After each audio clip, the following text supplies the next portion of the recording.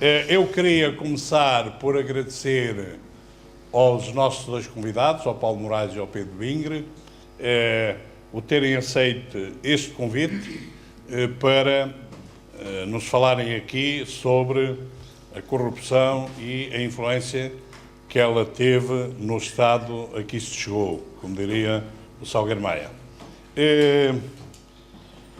O Paulo Moraes é professor universitário no Porto, é investigador em estatística, doutorado em engenharia e a formação base, onde é licenciado em matemática.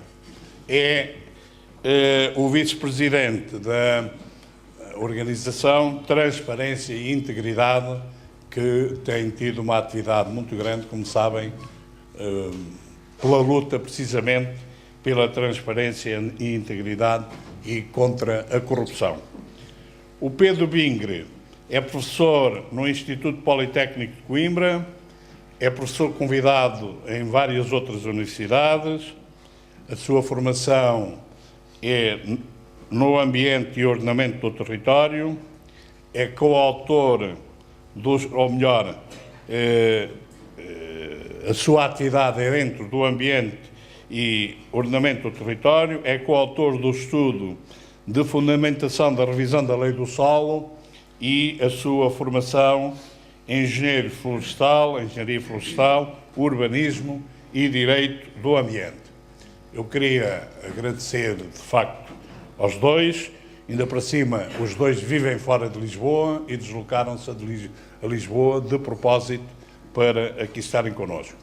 E, em nome da associação, isto às vezes deixa-se para o fim, eu gostaria de vos oferecer... ficam já limitados, não vamos dizer mal de nós. Gostaria de vos oferecer, portanto, umas medalhas, é igual aos dois. Esta é a medalha deste ano, do 25 de Abril. Esta outra é a medalha da Associação 25 de Abril, não se estão por ordem. É a medalha dos 20 anos e é a medalha dos 25 anos.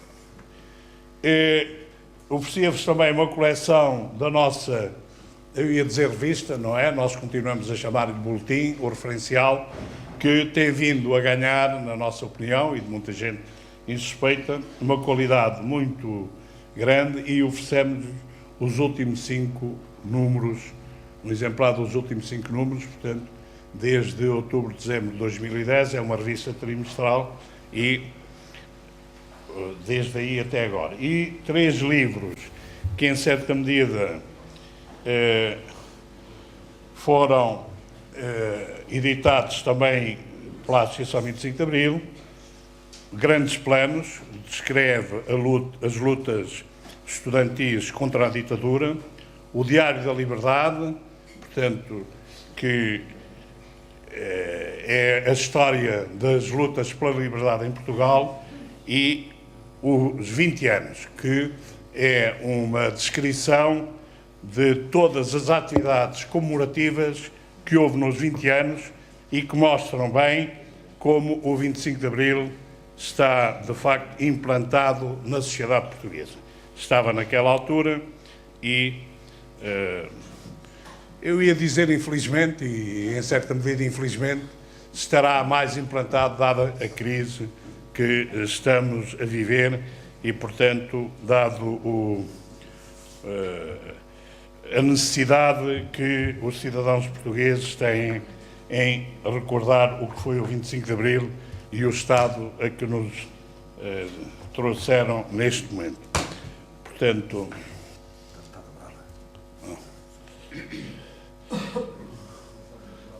estou a estragar isso. Obrigado.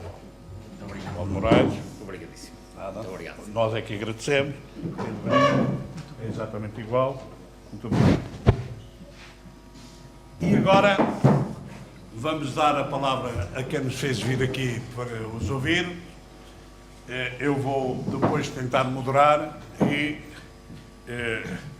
a nossa ideia é que os dois tenham uma primeira intervenção e que permita a seguir a intervenção de vocês todas e todos e depois, portanto, troca de opiniões.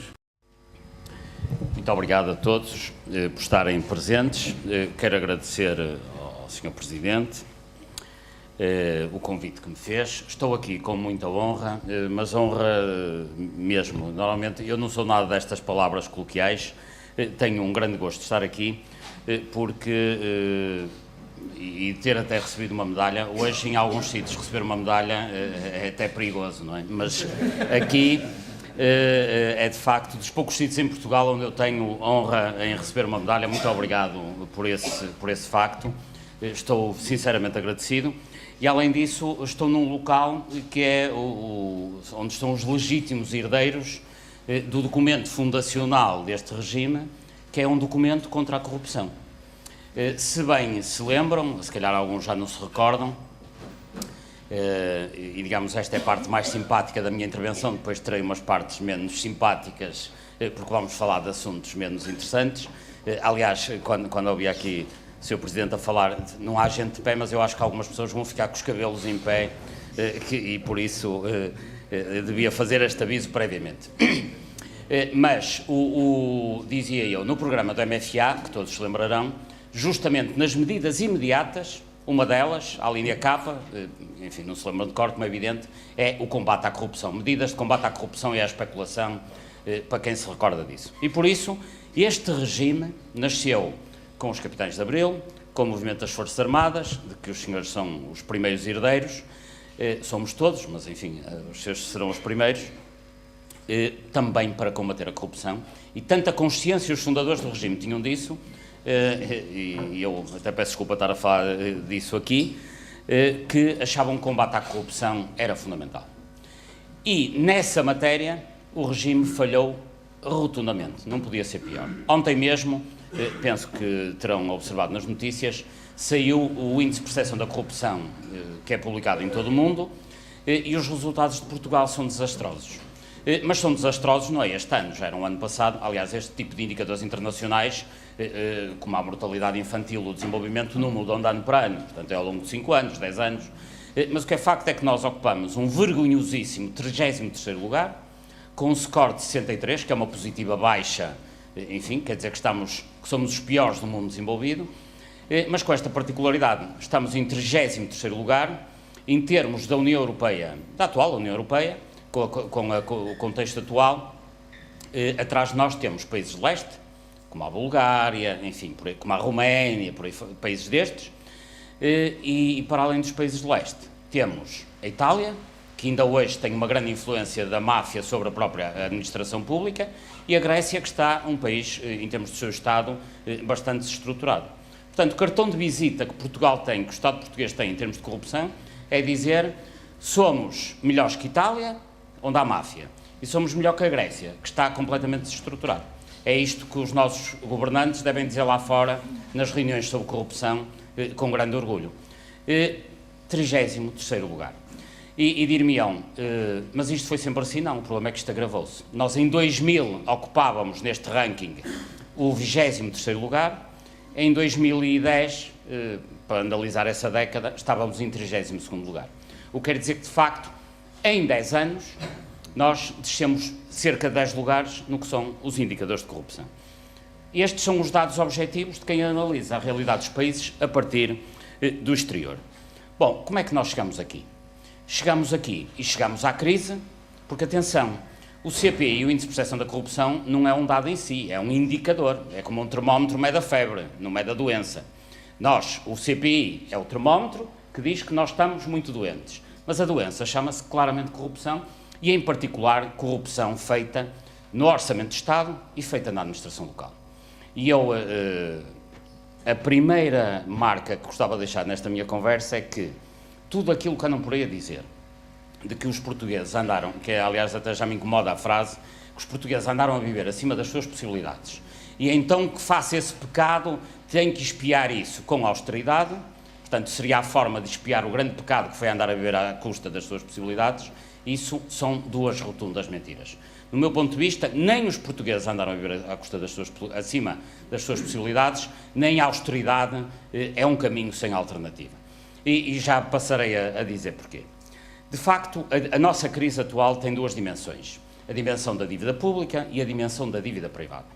Pois, na dívida privada, porque vou já falar da dívida pública com mais detalhe, na dívida privada, e penso que o professor Pedro Binho também irá focar este aspecto, quando a crise começa, 70% da dívida privada era dívida imobiliária, que resultou da especulação imobiliária feita ao longo do país por essa tríade verdadeiramente mafiosa, que são promotores imobiliários, autarcas e banqueiros, ou os seus representantes, naturalmente. E este triângulo negro de autarcas, banqueiros e promotores imobiliários levaram a situação das contas privadas das famílias ao desastre que é e em que nos encontramos. Por isso, da dívida privada, apenas 30% foi feita com os tais telemóveis, com as tais viagens que acusam os portugueses de ser, digamos, um bando de tolinhos que andam a gastar dinheiro sem sentido. E sendo que, convém recordar que mesmo esses 30% foi dinheiro que as pessoas gastaram ou porque era seu, e portanto ninguém tem nada a ver com isso, ou então porque esses bancos tão competentes lhe emprestaram e, portanto, a coisa deve estar devidamente acautelada. O que quer dizer que esses 30% que não é dívida imobiliária, ou está garantida pelos bancos, essas entidades seríssimas da sociedade portuguesa, ou então está garantida pelo património dos próprios. Em síntese, dito isto, nem a dívida privada, nem a dívida pública é da responsabilidade dos portugueses que andaram a gastar acima das suas possibilidades. É da responsabilidade dos bancos e das autarquias e dos promotores imobiliários, a parte privada. E é a responsabilidade dos dirigentes nacionais da administração central e das conivências que há de que já falaremos, a nível da dívida pública. Foi a corrupção que nos trouxe até aqui, porque todos os anos o orçamento de 2013, tal como está aprovado, implica uma despesa do Estado da ordem dos 76, 77 mil milhões de euros em 2013, se for executado. Bom, mas estamos a falar desta ordem de grandeza. Pois todos os anos, em 2013, em 2012, e o problema continua, e continuará, mas vem há 20 anos esta parte, há uma parte significativa desse dinheiro que é transferido do Orçamento de Estado para os grupos económicos com a conivência daquelas pessoas que estão na política a fazer negócios, que são de facto pessoas que são corruptas, na medida em que utilizam um poder que lhes foi delegado para benefício próprio ou dos seus amigos e dos seus grupos. Isto é a melhor definição de corrupção que existe, é esta, dada pelo Parlamento inglês já há bons anos. Corrupção é a utilização de um poder delegado para benefício próprio ou do grupo a que as pessoas pertencem e, portanto, esses cavalheiros que estão na política a fazer negócios conseguem todos os anos transferir, e estou a ser benevolente, 5, 6, 7% do dinheiro do orçamento para esses grupos de corrupção direta. Nem vou falar da indireta. Vamos a exemplos para concretizar isto. Bem, estaríamos aqui até às 6 da manhã e, portanto, só tenho 20 minutos. Expo 98. Recordem-se todos, Expo 98 foi o negócio imobiliário mais desastroso para o Estado português que se fez, talvez, desde o tempo, sei lá, de Dom Afonso Henriques. Não há memória de uma coisa tão mal feita, que é uma zona oriental de Lisboa, que todos conhecem, que era uma zona onde havia armazéns, solos contaminados, etc, etc. E o Estado português mete ali, por via direta, 5 milhões de metros quadrados que pertenciam aos portos de Lisboa. E depois, além disto, mete dinheiro. Além disto, mete, pela via administrativa, milhares de milhões de euros em mais-valias imobiliárias, urbanísticas. Construíram-se hotéis, construíram-se restaurantes, equipamentos, enfim, tudo que lá está, como sabem. Ainda meteram dinheiro nos barcos, ainda meteram dinheiro por todas as vias. E, no fim, num saco onde se meteu tanto dinheiro, o que é que há lá? Prejuízo. Portanto, isto nem um doido conseguia ter tanto prejuízo. É assim, a incompetência não chega, a loucura não chega, e quando a incompetência e a loucura não explicam uma situação, há a corrupção que explica essa tudo, porque ao nível da corrupção, a realidade ultrapassa a mais criativa das imaginações. Expo 98. Corrupção, milhares de milhões de euros que foram ali enterrados, uma parte pela via direta, outra parte pela via administrativa, através de concessão de alvarás, de loteamento, etc.